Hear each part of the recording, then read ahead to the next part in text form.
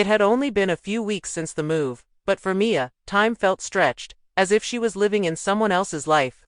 Most of the boxes were unpacked, and the days had started falling into a routine, but the discomfort clung to her like static. This wasn't just another address change. This was an entirely new world. For most of her life, it had just been her and her mom in a cramped apartment, their lives tangled together in a quiet rhythm.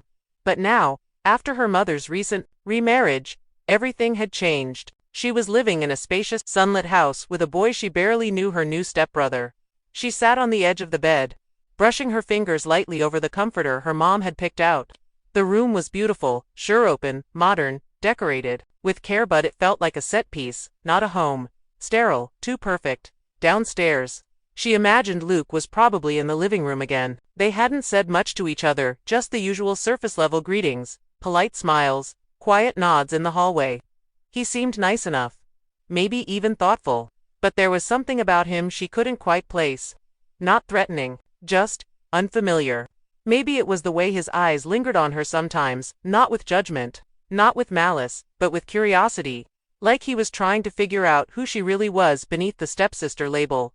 Or maybe it was just that he hadn't been a part of her world, and now suddenly he was. Her mom's voice echoed in her head. Give him a chance. Luke's a good kid. He's just adjusting. But Mia wanted to scream. What about me? I've been here longer. I'm the one whose life flipped upside down. It felt like everyone was working so hard to make Luke feel at home, while she was expected to quietly fall in line. That evening, her mom called from downstairs, cheerful as ever. Mia, come down. We're having a family dinner. Luke helped me pick the recipes. Mia hesitated at the top of the stairs. She thought about staying in her room, avoiding the small talk and forced cheer, but the guilt tugged at her.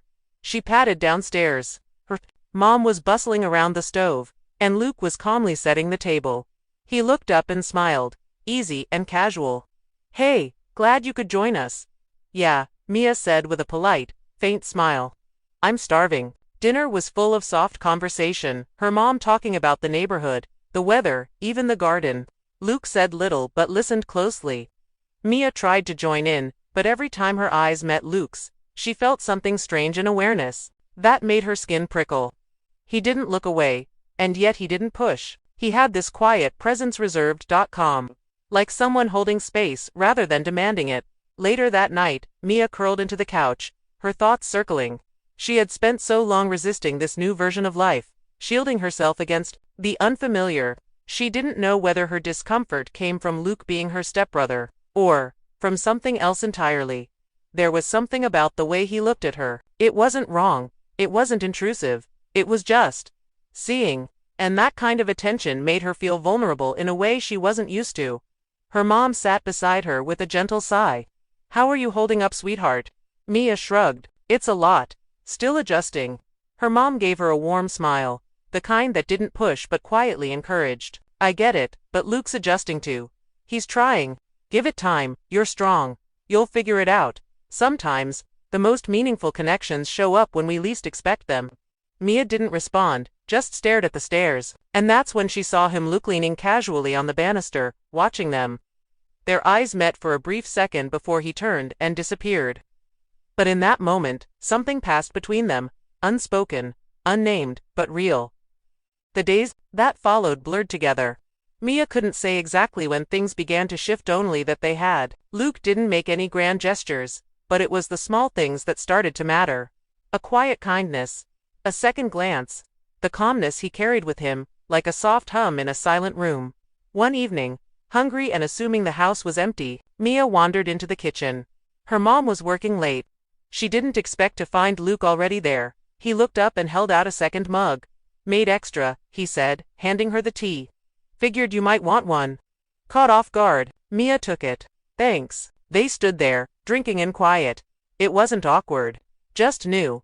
I was thinking of going for a walk, Luke said, his tone casual. Want to come?